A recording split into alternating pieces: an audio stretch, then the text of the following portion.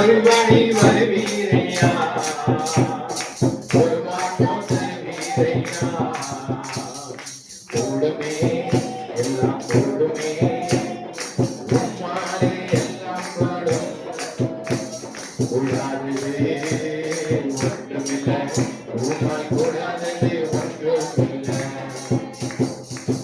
இங்கே மூடி ஜெபிப்போம். வார்த்தைக்காக ஜெபிப்போம்.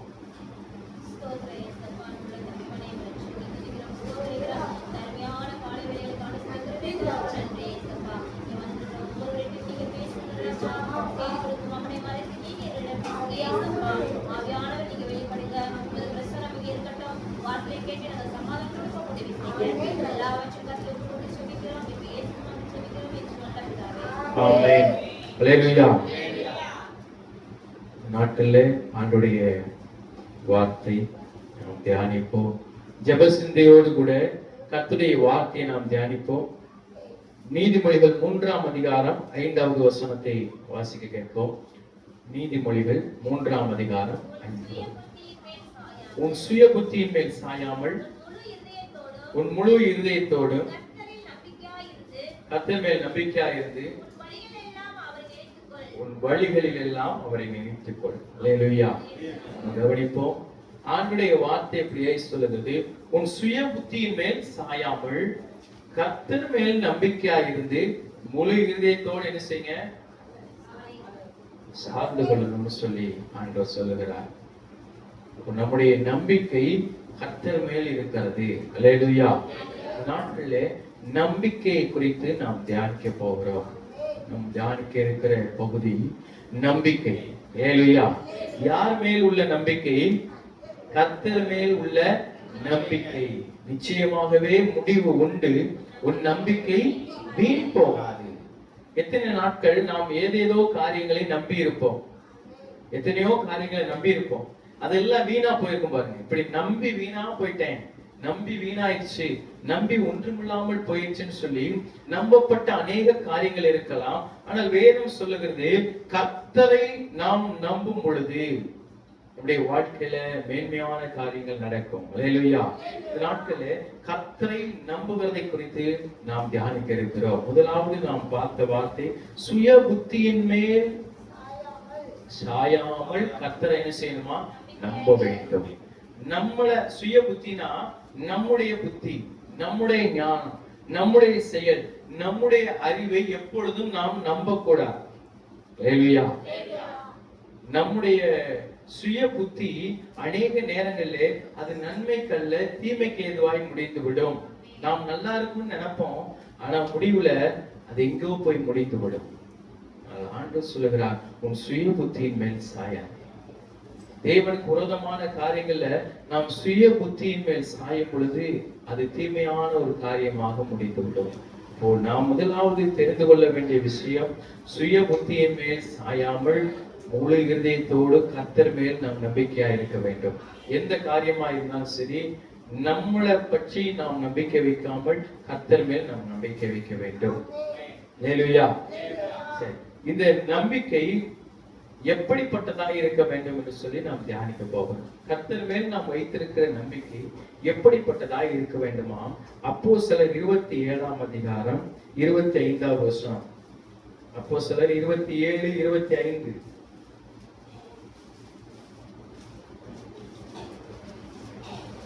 ஆனபடியினால் மனுஷரே திடமனதாய் இருங்கள், எனக்கு சொல்லப்பட்ட பிரகாரமாகவே நடக்கும் என்று தேவனிடத்தில் நம்பிக்கையாய் இருக்கிறேன். போதும்.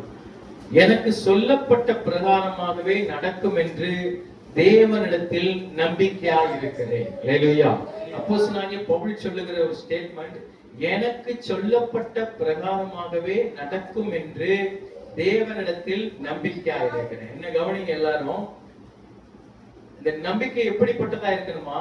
எனக்கு ஆண்டவர் ஒரு வார்த்தையை சொல்லி இருக்கிறார். எத்தனை பேர் விசுவாசிக்கிறீங்க? உங்களுக்கு ஆண்டவர் வார்த்தையை சொல்லி இருக்கிறார்.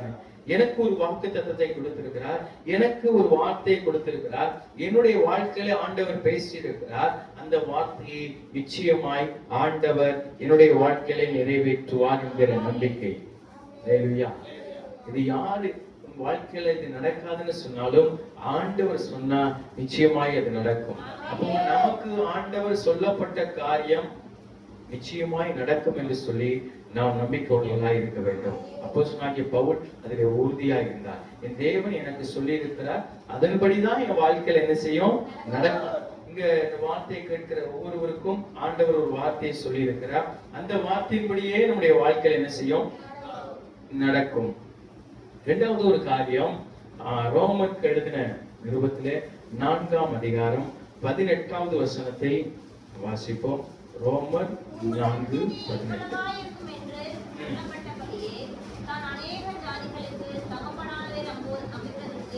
தான் அநேக ஜாதிகளுக்கு தகப்பனாவதை நம்புகிறதற்கு ஏதுவில்லாதிருந்தும் அதை நம்பிக்கையோட விசுவாசித்தான். இது ஆபிரகாமை குறித்து சொல்லப்பட்ட ஒரு விஷயத்தை நாம் பார்க்கிறோம். அப்போ நம்முடைய நம்பிக்கை எப்படிப்பட்டதா இருக்க வேண்டும் என்று சொல்லி நாம் தியானிக்கிறோம். முதலாவது எப்படி இருக்கணும், எனக்கு சொல்லப்பட்ட பிரகாரமாவே நடக்கும். ஆண்டவர் என்னுடைய வாழ்க்கையில கொடுக்கப்பட்ட அந்த வார்த்தையை நிச்சயமாய் நிறைவேற்றுவார். அதற்கு நாம் பாத்திரவான்களாய் இருக்கும் பொழுது, அதற்கு நாம் தகுதி உள்ளவர்களாய் இருக்கும் பொழுது, இப்போ ஆண்டவர் சவுலை முதலாவது அபிஷேகம் பண்ணினார். ஆனால் கர்த்தருடைய வார்த்தை சொல்கிறது, சவுலை நான் ராஜாவாக்கினதற்காக நான் மனஸ்தாபப்படுகிறேன் என்று சொல்லி தாவீதை ராஜாவாக்கினார். அல்லேலூயா. அப்போ அவருக்கு சொல்லப்பட்ட பிரகாரம் நடக்காமல் போனதற்கு காரணம் அந்த தகுதியை இழந்து போனது. இப்போ ஆண்டவர் நம்முடைய வாழ்க்கையிலே அவர் சொன்ன காரியம் நிச்சயமாய் நடக்கும். நாம் தகுதி உள்ளவர்களாய் இருக்கும் பொழுது, நாம் அவருடைய பாதத்திலே அமர்ந்தவர்களாய் இருக்கும் பொழுது நிச்சயமாய் நடக்கும். இரண்டாவது காரியம் இப்ப நம்ம வாசிச்சோம். ஆபிரகாமை பார்த்து ஆண்டவர் சொன்னாரு, உன் சந்ததி இவ்வளவாய் இருக்கும் என்று சொல்லி, உன் சந்ததியை பெருக பண்ணுவேன் என்று சொல்லி ஆண்டவர் சொன்னார். சொல்லும் போது ஆபிரகாமுக்கு குழந்தை இல்லை. சொல்லும் போது ஆபிரகாமுக்கு குழந்தை இல்லை. ஆனால் ஆண்டவர் சொல்லுகிறார், உன் சந்ததி இவ்வளவாய் இருக்கும் என்று சொல்லி. அப்போ இதை நம்ப முடியுமா? இதை நம்ப முடியுமா? இன்றைக்கு ஒரு ஏழையான ஒரு மனுஷன் இருக்கிறான்னு வைங்க. ஏழையான ஒரு குடிசை வீட்டுல ஒரு மனுஷன் இருக்கிறான். அந்த மனுஷனை பார்த்து ஒரு வார்த்தை நம்ம சொல்றோம், ஏங்க நீங்க பெரிய 3 மாடி வீடு கட்டி பெரிய பேச்சுலர் கார்ல வருவீங்க அப்படின்னு சொன்னா அவன் என்ன சொல்லுவாரு? அந்த ஏழை மனுஷன் என்ன சொல்லுவார்? நானே என்ன செய்யறேன், குடிசையில இருக்கிறேன், ஏதாவது நடக்கிறத பேசுங்க, போங்க, என்னத்தையாவது சொல்றீங்கன்னு சொல்லி அதை நம்புவதற்கு ஏது இல்லாதது இருக்கும். அதை நம்பவே முடியாது. அப்படிப்பட்ட ஒரு காரியம் தான் ஆபிரகாமுடைய வாழ்க்கையில ஆண்டவர் சொல்லுகிறார், உன் சந்ததி வானத்தின் நட்சத்திரங்களை போல பெருக பண்ணுவேன். இத அவரால நம்ப முடியுமான்னு கேட்டா நம்ப முடியாத ஒரு சூழ்நிலை. ஆனால் வேதம் சொல்லுகிறது, நம்புவதற்கு ஏது இல்லாது இருந்தும். இந்த வார்த்தை ரொம்ப முக்கியமானது. நம்பவே முடியல. ஆண்டவர் நம்மளை கொண்டு பெரிய காரியங்களை செய்வார்னு நம்ம நம்ப முடியுதா? அல்லேலூயா. நம்பணும். அல்லேலூயா. இது நம்ப முடியாது. இது ஆண்டவர் என்ன வச்செல்லாம் பெரிய காரியம் செய்வாரா? என்ன கொண்டெல்லாம் ஏதாவது செய்வாரா? நான் ஜெபம் பண்ணியெல்லாம் இதெல்லாம் நடக்குமா? நான் ஜெபம் பண்ணி ஒரு முடம் நடந்துருவானா அப்படின்னு நம்ம அற்பமா என்ன செய்கிறோம், நினைக்கிறோம் பாருங்க. ஆண்டவர் சொல்லுகிறார், நீ ஜெபித்தால் நடக்கும். அல்லேலூயா. அதே ஆண்டவர் நேற்றும் இன்றும் என்றும் மாறாதவர் நம்மோடு கூட இருக்கிறார். நம் ஜெபித்தால் காரியங்களை வாய்க்க பண்ணுவார். விசுவாசமுள்ள ஜெபம் விஞ்ஞானிகளை ரட்சிக்கும். இப்போ நம்பப்படுவதற்கு ஏது இல்லாத இருந்தோம். இதெல்லாம் நம்பவே முடியலங்க அப்படின்னு எந்த காரியம் நம்முடைய வாழ்க்கையில் இருக்குதோ அதை வேதம் சொல்லுகிறது. ஆபிரகாம் அதை மறுபடியும் வாசிக்க, நம்புவதற்கு ஏதுவில்லாது இருந்தும்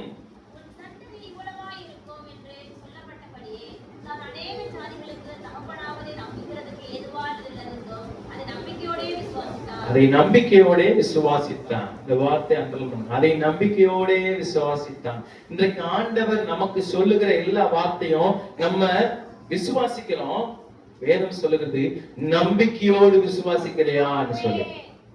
விசுவாசிக்கிறதுன்றது என்ன அப்படின்னா, இது தேவனால் நடக்கும். அல்லேலூயா. நிச்சயமாகவே நடக்கும். இந்த நம்பிக்கையோடு விசுவாசிக்கிறது. இந்த நம்பிக்கை யார் மேல உள்ள நம்பிக்கை? ஆண்டவர் மேல உள்ள நம்பிக்கை. இந்த கடன் பிரச்சனை மாறும் என்று நாம் விசுவாசிக்கிறோம். ஆனால் ஆண்டவரால் தான் மாறும் என்று அவர் மேல் நம்பிக்கை வைத்து விசுவாசிக்க வேண்டும். அல்லேலூயா. என் பாவங்கள் மன்னிக்கப்பட்டது என்று நாம் விசுவாசிக்கிறோம். அவருடைய தழும்புகளால், அவருடைய இரத்தத்தால் என்னுடைய பாவங்கள் மன்னிக்கப்பட்டது என்று அவர் மேல் நம்பிக்கை உள்ளவர்களாய் விசுவாசிக்க வேண்டும். அல்லேலூயா. ஆபிரகாம் அவர் மேல் நம்பிக்கை வைத்தார். நம்புவதற்கு ஏதுவில்லாத இருந்தும் நம்பினார். அப்போ நம்முடைய நம்பிக்கை இதெல்லாம் நடக்காதுன்னு சொல்லி ஒருவேளை நம்ப முடியாத ஒரு சூழ்நிலையா இருந்தாலும் தேவனிடத்திலே நாம் நம்புகிறவர்களாய் இருக்கணும், நம்பிக்கை உடையவர்களாய் இருக்கணும். அல்லேலூயா. ரெண்டு காரியம். எப்படி நாம் நம்ப வேண்டும்? நமக்கு சொல்லப்பட்ட பிரகாரமாகவே நடக்கும் என்று சொல்லி நாம் நம்பிக்கை உள்ளவர்களாய் இருக்கணும். ஆபிரகாமை போல நம்ப முடியாது, இதெல்லாம் நம்பவே முடியாது அப்படின்னு சொல்லி எந்த காரியங்கள்ல நாம் நினைக்கிறோமோ அதுல கர்த்தர் மேல நம்ம நம்பிக்கையா இருக்கணும். அல்லேலூயா. இப்போ முதல் காரியம், நம்முடைய சுய புத்தியின் மேல் சாராமல் தேவன் மேல் நாம் நம்பிக்கையா இருக்கணும். அந்த நம்பிக்கை எப்படிப்பட்ட நம்பிக்கையா இருக்கணும்? எனக்கு சொன்னதை அவர் செய்வாரு. இதை நம்ப முடியாத ஒரு சூழ்நிலையா இருக்கலாம், நிச்சயமாக ஆண்டவர் என்ன செய்வாரு? செய்து முடிப்பார். கர்ப்பம் அடைக்கப்பட்டது, ஆனால் கர்த்தருடைய வார்த்தை அடைக்கப்பட்டதை திறந்தது. அல்லேலூயா. அவர் கடாட்சிக்கிற தேவன், அவர் சிருஷ்டிக்கிற தேவன், அவர் பெருக பண்ணுகிற தேவன். நம்முடைய வாழ்க்கையில யார் யாருக்கு எந்தெந்த வாசல்கள் திறக்கப்படணுமோ அதை நிச்சயமாக திறப்பார். அல்லேலூயா. அந்த திறப்பார் என்கிற நம்பிக்கை நமக்கு இருக்க வேண்டும். என்னுடைய கற்பத்தை ஆண்டவர் திறப்பார். என்னுடைய கடன் பிரச்சனையில ஒரு வாசலை திறப்பார். என்னுடைய பாவ வாழ்க்கையிலிருந்து ஒரு விடுதலை இயேசு தருவார் என்று சொல்லி அவர் மேல் நம்பிக்கையா இருக்க வேண்டும். என்னுடைய வாழ்க்கையில ஆண்டவர் கொடுத்த வாக்குத்தத்தத்தை நிச்சயமாய் நிறைவேற்றுவார் என்று சொல்லி அவர் மேல் நம்பிக்கையா இருக்க வேண்டும். அல்லேலூயா. இப்போ ஆண்டவர் மேல நம்ம நம்பிக்கை வச்சிருக்கிறோம், நம்ம நம்புறோம். எந்த மனுஷனை நம்பல. என் ஓனர் எனக்கு செய்வாரா? குறிப்பிட்ட நாட்களுக்கு பின்பு அந்த ஓனரால எதுவும் செய்ய முடியாது. என் வாத்தியார் எனக்கு செய்வாரு. நம்முடைய வாத்தியாரால ஒரு குறிப்பிட்ட நாட்களுக்கு பின்பாக நமக்காக எதுவும் செய்ய முடியாது. என்னுடைய உறவினர் எனக்கு செய்வாயா, என் அண்ணன் தம்பிகள் செய்வாங்க. ஒரு குறிப்பிட்ட நாட்களுக்கு பின்பாக அண்ணன் தம்பி அது என்ன செய்ய மாட்டாங்க, செய்ய மாட்டாங்க. உலகத்துல நாசியிலே சுவாசம் உள்ள மனுஷனை நம்புவதை பார்க்கிலும் கர்த்தர் பேரில் பட்டுதலாய் இருப்பதே நலம். அல்லேலூயா.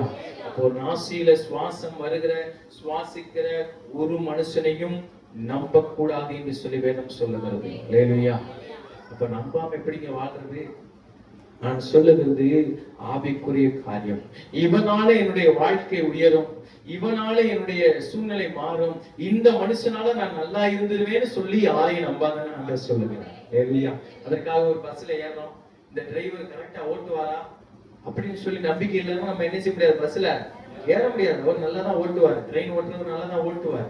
நாம் வேதம் சொல்லுகிற வார்த்தை, இந்த மனுஷனாலதான் என்னுடைய வாழ்க்கை இருக்கிறது, இந்த மனுஷனாலதான் நான் உயர போறேன், இந்த மனுஷனாலதான் எனக்கு எல்லாமே நடக்கும், இந்த மனுஷன் மட்டும் இல்லைன்னா நான் ஒண்ணுமே செய்ய முடியாதுன்னு சொல்லி எந்த மனுஷனை நம்ப வேண்டாம் என்று சொல்லி கர்த்தர் சொல்லுகிறார். அல்லேலூயா. கர்த்தர் மேல் நம்பிக்கையா இருக்கிற மனுஷன் பாக்கியம். சரி, இந்த நம்பிக்கை நமக்கு என்ன செய்கிறது? மூன்றாவது காரியம், இந்த நம்பிக்கை நம்முடைய வாழ்க்கையில என்ன செய்கிறது?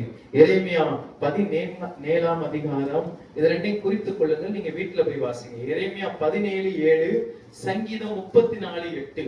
எரேமியா 17:7, சங்கீதம் 34:8.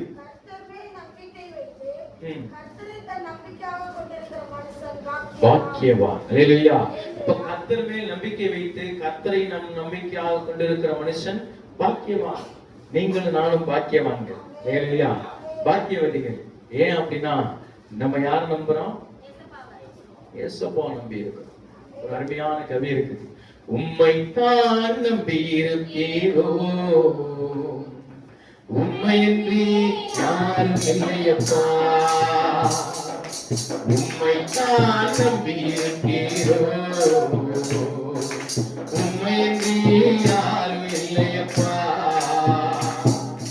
அற்புதம் செய்யுங்கப்பா எங்க வாழ்க்கையில, உம்மைத்தான் நம்பி இருக்கோம் ஏசப்பா, அற்புதம் செய்யுங்கப்பா எங்க வாழ்க்கையில, உம்மைத்தான் நம்பி இருக்கோம் ஏசப்பா, உம்மைத்தான் நம்பி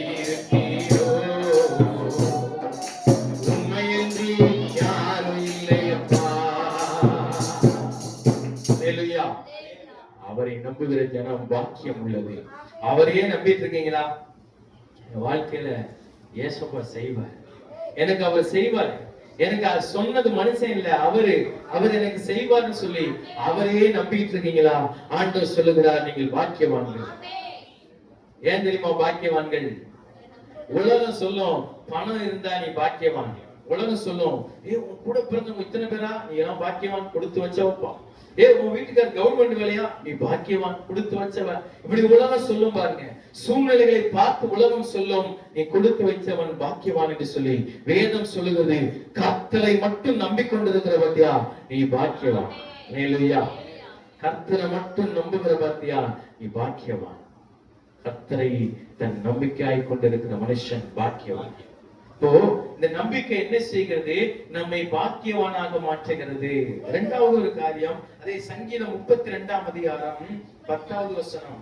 கர்த்தர் நல்லவர் என்பதை ருசித்து பாருங்கள், அவர் மேல் நம்பிக்கையாயிருக்கிற மனுஷன் பாக்கியவான். பாக்கியவான். ஹalleluya, ஹalleluya. ருசித்து பாருங்கள், அவர் மேல் நம்பிக்கையா இருக்கிற மனுஷன் பாக்கியவான். அப்ப கர்த்தர் மேல் நம்பிக்கையா இருக்கிற மனுஷன் பாக்கியவான் என்று சொல்லி வேத வசனம் நமக்கு சொல்லுகிறது.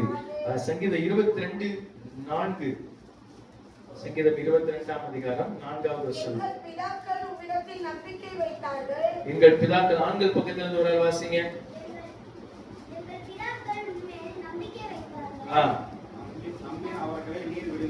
நம்பின அவர்களை நீர் விடுவித்தீர். ஹalleluya. அப்போ விடுவிக்கிற தேவன், விடுதலை கொடுக்கிற தேவன். யாருக்கு அந்த விடுதலை? நம்பிக்கை உடையவர்களுக்கு. ஹalleluya. நம்பிக்கையுடைய சிலர்களே அரணுக்கு திரும்புங்கள். ஹalleluya. இரட்டிப்பான நன்மையை தருவேன், இன்றைக்கே தருவேன். ஹalleluya.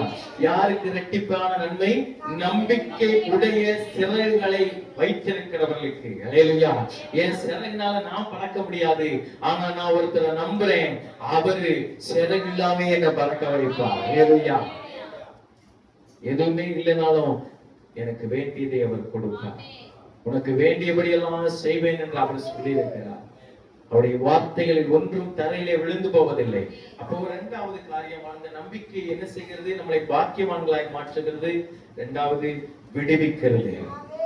கர்த்தரை நம்புகிறவனையோ கிருபை சூழ்ந்து கொள்ளும் என்று பார்க்கிறோம். அப்போ கர்த்தரை நம்புகிறவனுக்கு கிடைக்கக்கூடிய பாக்கியம் கிருபை சூழ்ந்து கொள்ளுகிறது. ஹalleluya. சூழ்ந்து கொள்ளுது பாருங்க.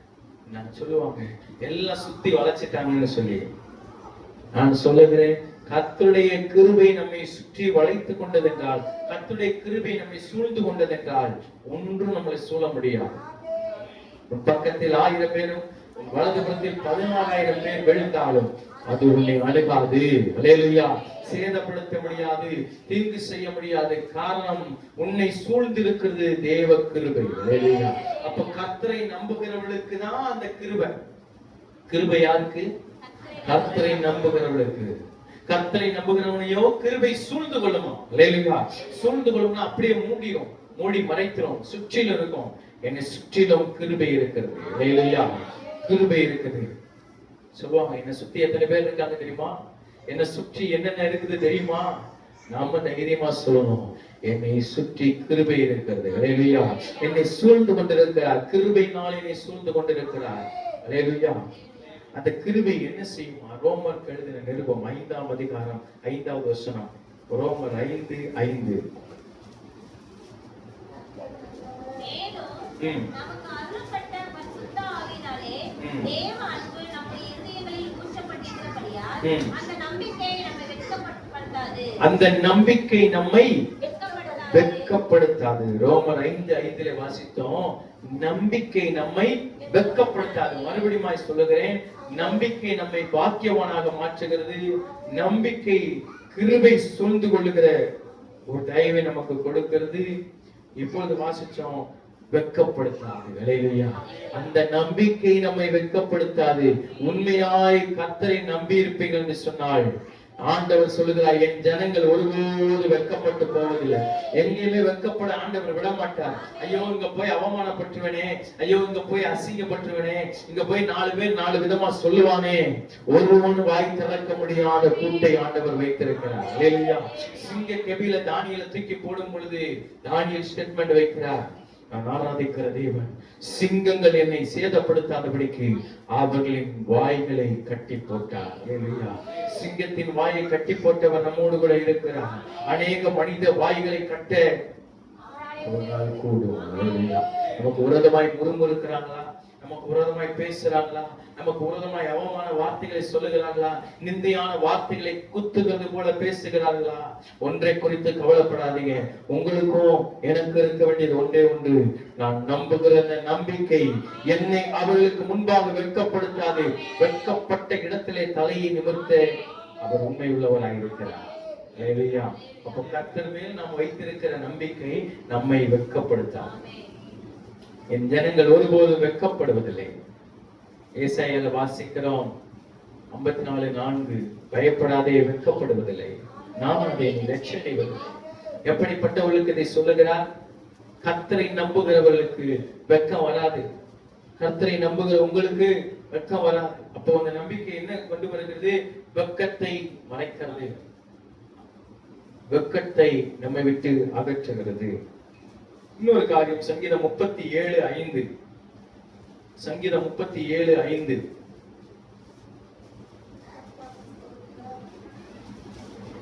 உன் வழியை கர்த்தருக்கு ஒப்புவித்து அவர் மேல் நம்பிக்கையாயிரு, அவரே காரியத்தை வாய்க்க பண்ணுவார். அவர் மேல் நம்பிக்கையாயிரு, அவரே காரியத்தை வாய்க்க பண்ணுவார். அல்லேலூயா.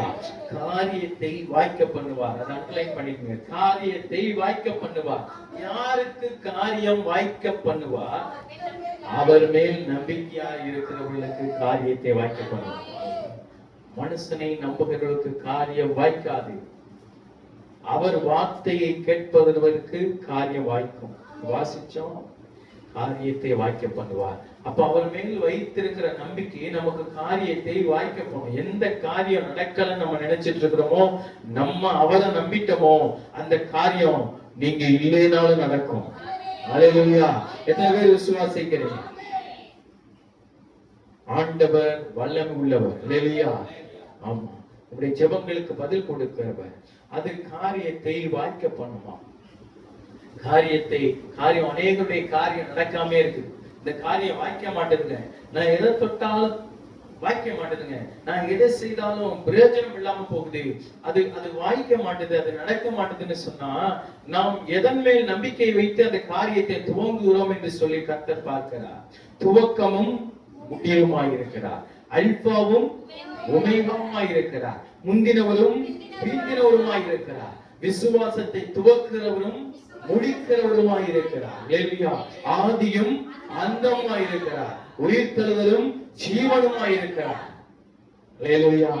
அவர் நேற்றும் இன்றும் என்றும் மாறாதவராயிருக்கிறார். அவர் சொல்லுகிறார், என் மேல் நம்பிக்கை வைத்து ஒரு காரியத்தை நீ செய்வாயானால் அந்த நம்பிக்கை காரியத்தை வாய்க்கப்படும்.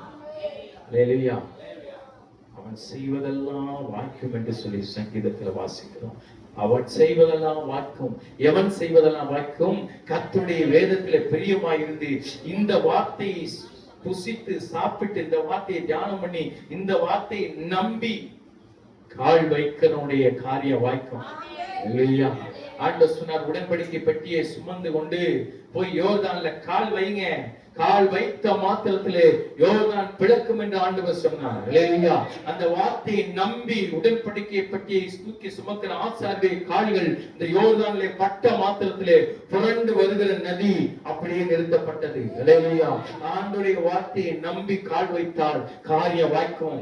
ஓடி வருகிற யோர்தான் நிற்கும். உங்களை நோக்கி ஓடி வருகிற அம்பு அப்படியே நிறுத்தப்படும். நமக்கு விரோதமாய் உருவாக்கப்பட்டு எழும்ப கொண்டிருக்கிற அந்த ஆயுதம் வாய்க்காமல் போகும். நம்பிக்கை ஆண்டவர் மேல இருக்கணும். அல்லேலூயா. நாம் நம்புகிறது அவராலே வரும். அல்லேலூயா. அப்ப நம்பிக்கை என்ன கொண்டு வருகிறது? நம்மை பாக்கியவான்களாக மாற்றுகிறது, கிருபையை தருகிறது, விடுவிக்கிறது, வெட்கப்படாதபடிக்கு பாதுகாக்கிறது, காரியத்தை வாக்கியப்படுகிறது. நீதிமொழிகள் 3ஆம் அதிகாரம் 26வது வசனம் சொல்லுகிறது, நம்முடைய ஆளுகள் சிக்கிக் கொள்ளாதபடிக்கு அந்த நம்பிக்கை நம்மை பாதுகாக்கிறது.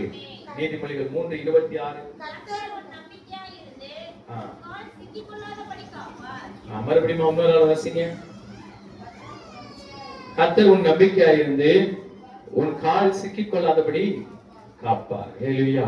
அப்போ கால்கள் சிக்கிக் கொள்ளாதபடிக்கு பாதுகாக்கிற தேவன்.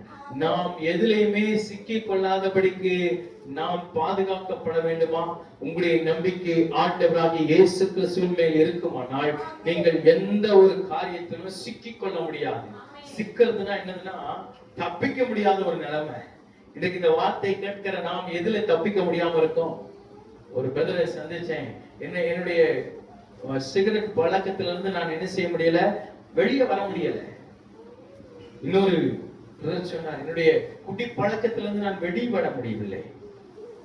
இன்னொரு சகோதரி சொன்னாங்க, விபச்சார பாவத்திலிருந்து நான் என்ன செய்ய முடியல, வெளியில வர முடியல. நான் நினைக்கிறேன் இதெல்லாம் செய்யக்கூடாதுன்னு நினைக்கிறேன், ஆனா என்னால முடியல.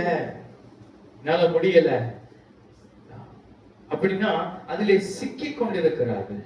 வலை பாத்தீங்கன்னா, வலை பறவை போய் அதுல உட்கார்ந்துச்சுன்னா அதோடைய கால்கள் வலையில என்ன செய்யும், சிக்கி கொள்ளும். மீனுக்கு என்ன போடுவாங்க, வலை போடுவாங்க. வலையை விரிக்கும் பொழுது மீன் அதுல என்ன செய்யும், சிக்கி கொள்ளும். இன்றைக்கு ஒரு வலையை பிசாசானவன் நமக்கு வைத்திருக்கிறான், வலைதளம் என்று சொல்லி. வலைதளம், இன்டர்நெட். இந்த இன்டர்நெட் நன்மைக்கு ஏதுவாக நிறைய காரியங்களை செய்கிறது. ஆனால் அதுக்கு அதிகமாக எதிலே ஆண்டவர் நன்மையை வைத்திருக்கிறாரோ அதிலே பிசாசானவன் தீமையை கொண்டு வருவான். ஹல்லேலூயா. நன்மையும் தீமையும் நமக்கு முன்பாக வைக்கப்பட்டிருக்கிறது. இது நன்மை, இது தீமை. இந்த கனியை சாப்பிடலாம், இந்த கனியை சாப்பிடக்கூடாது. முடிவு பண்றது யாரு? ஹல்லேலூயா. நாம் ஆண்டவர் மேல் நம்பிக்கை வைத்திருப்போமானால் நன்மையானதை எடுத்துக்கொள்வோம். ஆனால் பிசாசு சொல்லுகிறான், அவர் அப்படி சொன்னாரான்னு சொல்லி கேட்கிறான். அப்போ சந்தேகத்தை தூண்டுகிறான். அவர் அப்படி சொல்லுவாரு, ஆனா நீ இதை சாப்பிடு, நீ நல்லா ஆயிடுவ அப்படின்னு சொல்லி நம்பிக்கை வேறு விதமாய் திரும்பும் பொழுது நாம் சிக்கிக் கொள்ளுகிறோம். சிக்கிக் கொள்ளப்பட்டதுடைய நிலைமை, தோட்டத்தை விட்டு வெளியே அனுப்பப்படுகிறார்கள். ஆண்டவர் வெளியே அனுப்பி விடுவார். அவருடைய பரலோக ராஜ்யத்துக்குள்ள இருந்து வெளியே அனுப்பிடுவார். அவருடைய தேவ சமூகத்திலிருந்து வெளியே அனுப்பி விடுவார். வெளியே துரத்தப்பட்டவர்களாய் நாம் ஒருபோது இருக்கக்கூடாது. நாம் அவர் மேல் நம்பிக்கை உள்ளவர்களாய் இருந்தால் அந்த நம்பிக்கையை நம்மை பாவத்திலிருந்து விடுதலையாக்கும். ஹல்லேலூயா. இயேசு கிறிஸ்து விடுவிக்கிறவராக இருக்கிறார். அவர் விடுதலை கொடுக்கிறவராக இருக்கிறார். இயேசு என்னுடைய பாவத்திலிருந்து விடுதலை கொடுப்பார், என்னுடைய குடிப்பழக்கத்திலிருந்து விடுதலை கொடுப்பார், என்னுடைய விபச்சார பாவத்திலிருந்து விடுதலை கொடுப்பார், என்னுடைய திருட்டுத்தனத்திலிருந்து விடுதலை கொடுப்பார் என்று சொல்லி நாம் அவரை நம்பி அவரிடத்தில் என்னுடைய வாழ்க்கையை ஒப்பு கொடுத்து பாவங்களை அறிக்கை செய்து அவர் மேல் நம்பிக்கையா இருப்போமானால் அந்த நம்பிக்கை நம்மை விடுதலையாக்குகிறது.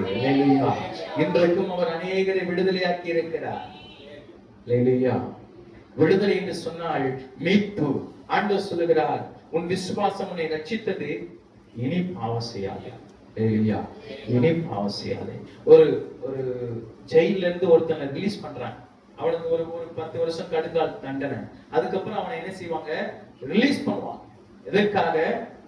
இனிமே இப்படிப்பட்ட ஒரு தவறை செய்யக்கூடாது என்பதற்காக அடைக்கப்பட்ட அந்த மனுஷனுக்கு வாசல் திறக்கப்பட்டு, போ, இனிமே என்ன செய்யாத, பாவம் செய்யாத.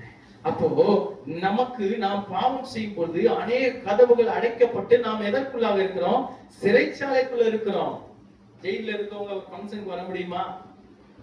வர முடியாது. ஜெயில இருக்கவங்க நினைச்ச நேரம் பிள்ளையை தூக்க முடியுமா? தூக்க முடியாது. ஜெயில இருக்கவங்க நல்லா நினைச்ச நேரம் ஒரு சிக்கன் ரைஸ் வாங்கி திங்க முடியுமா? முடியாது. ஜெயில இருக்கவங்க நினைச்ச நேரம் படுத்துக்கிட்டு ரீல்ஸ் பார்ப்போம் அப்படின்னு பார்க்க முடியுமா? முடியாது. ஜெயில இருக்கிறவங்க நல்ல நிம்மதியா தூங்க முடியுமா? கொசு பிச்சு தள்ளிடும், போர்வையெல்லாம் இருக்காது. ஜெயில இருக்கிறவங்க நல்ல ஏசி ரூம்ல படுக்க முடியுமா? எதுவுமே முடியாது. காரணம், அவர்கள் ஜெயில இருக்கிறாங்க, சிறைச்சாலையில இருக்கிறாங்க, பாவம் என்கிற அடிமையில இருக்கிறாங்க. இந்த பாவம் என்கிற அடிமைக்குள்ளாக இருக்கும் பொழுது விடுதலை பெற்றவன் அனுபவிக்கக்கூடிய எந்த காரியத்தையும் அனுபவிக்க முடியாது. அப்போ நாம் ஆண்டவரிடத்துல நம்பிக்கை வைக்கும் பொழுது, ஆண்டவரை இந்த பாவத்திலிருந்து எனக்கு விடுதலை நீங்க தான் கொடுப்பீங்க, நான் உங்களை நம்புறேன்னு சொல்லி ஆண்டவரிடத்துல நான் நம்பிக்கை வைத்தால் அந்த நம்பிக்கை எல்லாவற்றையும் நமக்கு விடுதலையாக்கி கொடுக்கும். அல்லேலூயா. விடுதலை, விடுவிக்கிற ஆவியானவர். அல்லேலூயா.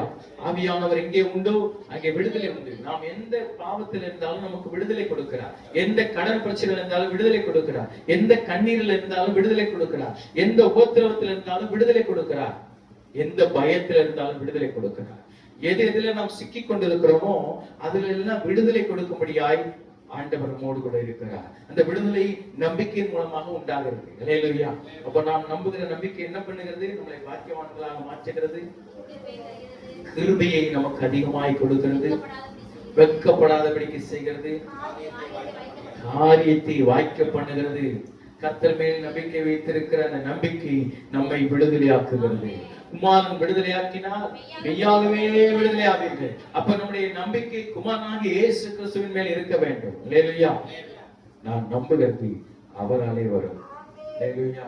நான் நம்புகிறது அவராலே வாய்க்கும் என்று சொல்லி நாம் கர்த்தரை நம்புவோமானால், சுய புத்தியின் மேல் சாயாமல் கர்த்தர் மேல் நம்பிக்கையா இருப்போமானால், எனக்கு சொல்லப்பட்ட பிரகாரமாகவே நடக்கும் என்று சொல்லி தேவனுடைய வார்த்தை உறுதியாய் பற்றிக் கொள்வோமானால், நம்புறதற்கு ஏதுவில்லாது இருந்தோம், ஆண்டவர் இதை எனக்கு செய்வார் என்று சொல்லி நம்புவோமானால் நாம் பாக்கியவான்களாய் இருப்போம். அந்த நம்பிக்கை நம்மை வெட்கப்படுத்தாது. அல்லேலூயா. இந்த நம்பிக்கை நமக்கு கிருபையை அதிகமாய் கொடுக்கும். ஒரு வார்த்தையை வாசித்து நாம் முடிக்க போகிறோம். 1 யோவான் 3ஆம் அதிகாரம் 3ஆவது வசனம். 1 யோவான் 3:3.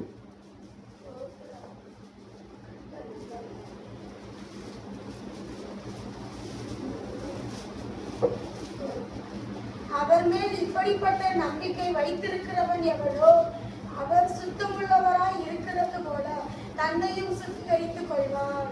அவர் மேல் நம்பிக்கை வைத்திருக்கிற மனுஷன் எவனும் அவர் சுத்தமுள்ளவராய் இருக்கிறது போல தன்னையும் சுத்திகரித்துக் கொள்ளுகிறார். அல்லேலூயா. நீ சுத்திகரிக்கிறோமா? நம்மை நாம் சுத்திகரிக்கிறோமா? ஒவ்வொரு நாளும் நம்ம என்ன செய்கிறோம்? டெய்லி குளிச்சு கிளம்பி ட்ரெஸ் போட்டு செண்டை தடவி பவுடர் அப்பி, ஒரு நபரை அன்னைக்கு பார்த்தேன், வேர்த்து உருவி பவுடர் அப்பி ரொம்ப அப்பிட்டேன், வேர்த்து உருவி. அப்படியா நம்ம என்ன செய்கிறோம்? நாம் என்ன செய்கிறோம்? கிளம்புறோம், புறப்படுகிறோம், தயார்படுத்துகிறோம். நன்மை. நான் வேதம் சொல்கிறது தன்னையும் சுத்திகரித்துக் கொள்ள வேண்டும். அல்லேலூயா. தன்னையும் சுத்திகரித்துக் கொள்ள வேண்டும். அவர் சுத்தமுள்ளவராய் இருக்கிறது போல அவரை நம்புகிற நம்மளும் நம்மள என்ன செய்யணுமா? சுத்தமாய் வைத்துக் கொள்ள வேண்டும். அந்த சுத்தம் எப்படிப்பட்ட சுத்தம்? குளிக்கிறதுனால வருகிற சுத்தம் அல்ல. நல்ல உடை போடுகிறதுனால, வெள்ளை சட்டை அப்படி போட்டுட்டு வந்து நிக்கிறதுனால வருகிற சுத்தம் அல்ல. நல்ல பாட்டு பாடுறதுனால வருகிற சுத்தம் அல்ல. பிரசங்கம் பண்ணுகிறதுனால வருகிற அந்த காரியம் அல்ல. நம்முடைய உள்ளான இறுதி சம்பந்தப்பட்ட காரியம். அல்லேலூயா. இறுதிய சுத்தத்தை ஆண்டவர் கேட்கிறார். இருதயம் சுத்தமாக வேண்டும். நம்முடைய சரீரம் பரிசுத்தமாக வேண்டும். நான் பரிசுத்தர் ஆகியால் நீங்களும் பரிசுத்தமாயிருங்கள். பரிசுத்தமான உன்னுடைய வாயிலிருந்து கெட்ட வார்த்தை என்ன செய்யாது? புறப்படாது. பரிசுத்தமாய் வாழுகிற ஒரு பிள்ளையுடைய வாழ்க்கையில வாயிலிருந்து பிறனை குறை சொல்லுகிற வார்த்தை வரக்கூடாது. பரிசுத்தமாய் தன்னை தேவனுக்கு ஜீவ பலியாக ஒப்பு கொடுத்த பிள்ளையுடைய வாயில பிறனை என்ன செய்யக்கூடாது? முறுமுறுக்க கூடாது. பரிசுத்தமாய் வாழுகிற உடைய வாழ்க்கையில பிறர் அப்படியே போகட்டும் சொல்லி பிறருக்கு விரோதமாய் தீங்கு நினைக்க கூடாது. இதுதான் ஆண்டவர் நமக்கு கற்றுக் கொடுக்கிற காரியம். அப்போ அவர் மேல் நம்பிக்கையாய் வைத்திருக்கிற நாம், அவர் பரிசுத்தமுள்ளவராய் இருக்கிறது போல நம்மை நாம் ஒவ்வொரு நாளும் என்ன செய்யணும்? சுத்திகரித்து பரிசுத்தமுள்ளவர்களாக காத்துக் கொள்ள வேண்டும். இப்படிப்பட்ட நம்பிக்கையுடையவர்களாய் நாம் இருக்கும் பொழுது வேதம் சொல்லுகிறது செட்டைகளை அடித்து எழும்புகளாய் இருப்போம். அல்லேலூயா. இந்த நம்பிக்கை நம்மை வெட்கப்படுத்தாது. ஒரு நாளும் ஒரு நன்மையும் குறைவுபடாதபடிக்கு ஆண்டவர் பாதுகாப்பாராக. அல்லேலூயா. எங்களை மொழி ஜெபிப்போம்.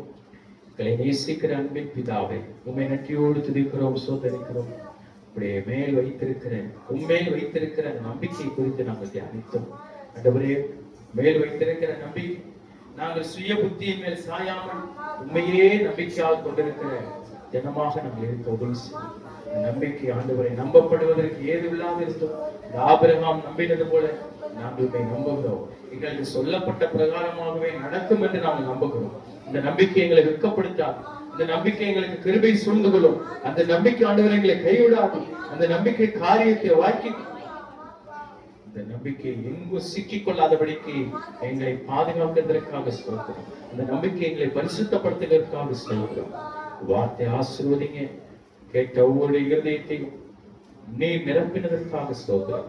துதி கன மகிமை எல்லாம் ஒருவருக்கே செலுத்தி மீட்பர் இயேசு கிறிஸ்துவின் நாமத்தில் ஜெபிக்கிறோம் ஜீவனுள்ள நல்ல பிதாவே.